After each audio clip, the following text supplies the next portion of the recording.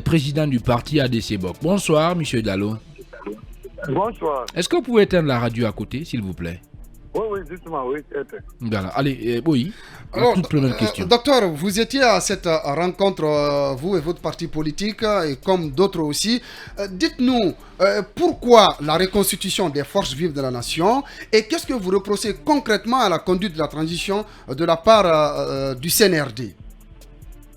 Bon, il faut tout simplement rappeler que le programme de reconstitution des forces vives de la nation relève de constats majeurs. Quand le CNRD est venu au pouvoir le 5 septembre, ils nous ont produit une charte. Dans cette charte, ils ont dit que, c'est-à-dire à ce qui concerne le chronogramme de la transition, ça sera discuté en commun accord entre les forces vives de la nation et le CNRD. Donc nous avons vu qu'il y avait un problème d'interprétation de qui doit avoir le statut de force vive de la nation. À un moment donné, ils ont pensé que c'est le CNT, mais lorsqu'on a fait des débats avec des journées portes ouvertes avec le CNT, nous avons posé la question et le CNT a dit clairement qu'ils ne sont pas force vive, cependant que nous avons dit qu'ils sont une institution républicaine.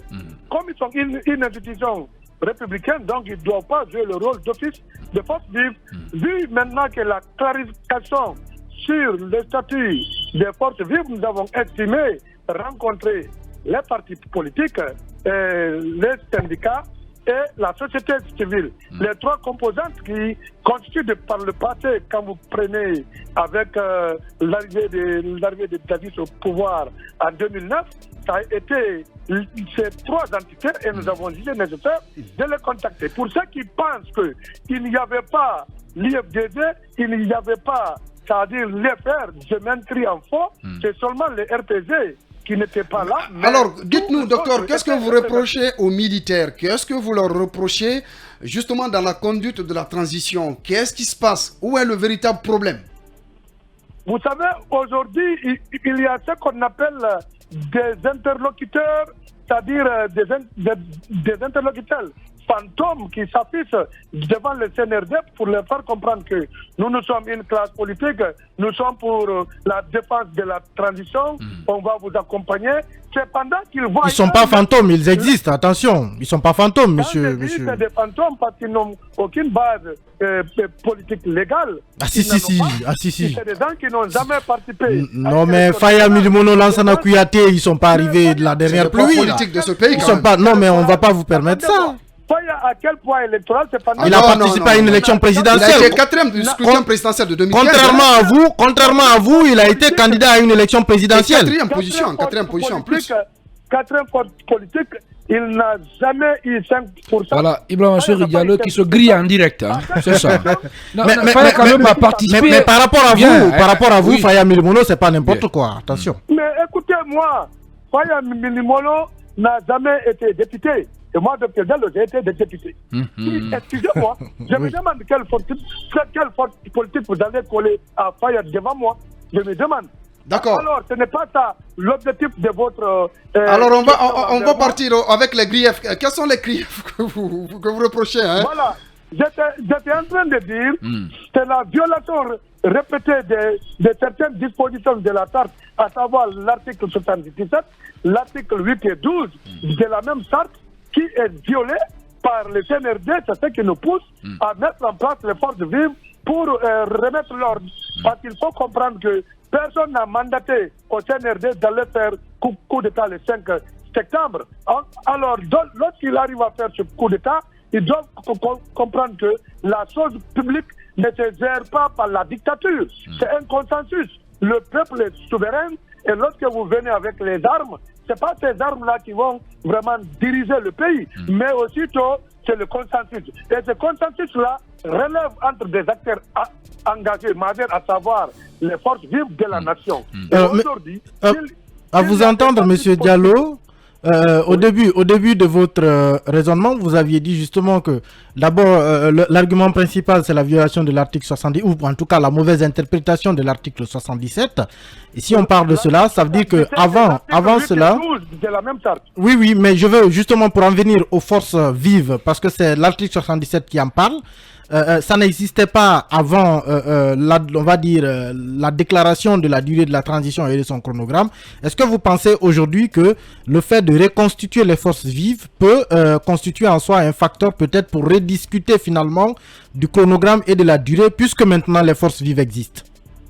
Oui, c'est ça que nous avons estimé pour ne pas violer la loi. Parce qu'un seul parti politique ne peut pas se réclamer force vive, c'est-à-dire une seule plateforme de la société civile ne peut pas se réclamer force vive. Donc nous avons estimé qu'il faut, avant de contester l'article 77, il faut d'abord répondre aux critères qui puissent remplir les conditions de l'article 77. Raison pour laquelle il fallait reconstituer les forces vives pour venir demander au CNRD d'ouvrir le débat pour qu'on puisse faire un dialogue franc et puis penser à la mise en place d'un gouvernement d'union nationale. C'est obligatoire. La mise en place d'un gouvernement d'union nationale, mais pour quelle fin? Pour quelle utilité, monsieur docteur Diallo? J'ai toujours parlé de la soupe. Il faut poser des vraies questions. Monsieur Diallo, est-ce que vous ne voulez pas partir à la soupe? La bouillie ne vous manque pas. Et puisqu'il y a des cadres, il y a des acteurs parmi vous. Il y a des acteurs parmi vous, on le sait, qui ont contribué de par le passé. Bien, voilà. Ils ne nous écoutent pas. Oui, allez-y. Vous pouvez m'écouter un peu. D'accord, allez-y. Il ne faut pas s'auto-exclure dans la gestion de la chose publique. Dans la gestion de la chose publique, une seule personne n'a pas le droit de gérer la chose publique. Parce que ce n'est pas l'héritage d'une famille. C'est l'héritage de tous les peuples de Guinée qui constituent la Guinée. Alors, lorsque quelqu'un prend son arme, il vient, il renverse un régime légal pour nous envoyer vers un régime illégal qu'on a transformé en transition, il doit coopérer avec les forces vives en mettant en place un gouvernement d'union nationale. C'est tout ce qui peut lui donner... Alors, j'ai cette question à vous poser, honorable Diallo. Si aujourd'hui, on va dire, le chronogramme et la durée de la transition sont maintenus, parce que c'est déjà quand même, c'est fait avant la reconstitution des forces vives, donc supposons que ça soit maintenu et que derrière, peut-être on ouvre la possibilité de former un gouvernement d'union nationale, est-ce que vous y participerez en sachant bien évidemment le chronogramme qui est en place et les 36 mois de durée?